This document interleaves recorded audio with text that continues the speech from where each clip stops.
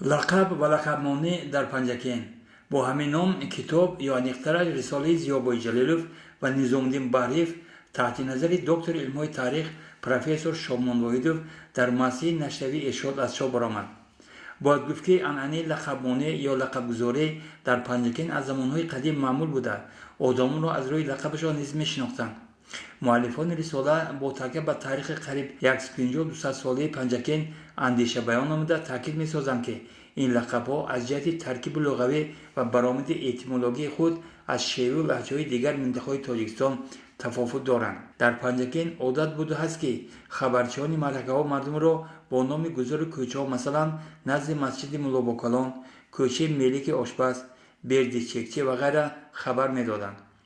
баъзан лақабҳо вобаста ба хислату рафтор, истеъдод ва ҳатто камбудиҳои одамон гузошта мешуданд.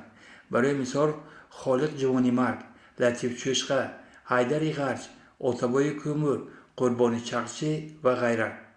умед мекунем ки ва боварӣ ҳам дорем ки лақабҳои зикршуда набояд боиси дилмондагӣ ва ошуфтаҳолии хонандагон гардад, зеро шояд баъзе аз мо дар он ному насаб ва лақаби падару бобоёни худро бинем ки аз гузашта ба мо чун ёдгорӣ ба нишон мондааст. мо кормандони ширкати Садо ва Симон низ ба масъулони рисола Зиёбои Ҷалилов ва Низомиддин Баҳриев ки кори хайру амали савобро анҷом доданд изҳори сипос намуда таъкид месозам ки агар сокинони шаҳри деҳот хоҳиши харидории рисоларо дошта бошанд, пас ба сокини шаҳр Ҷамшиди Рассом муроҷиат намоянд.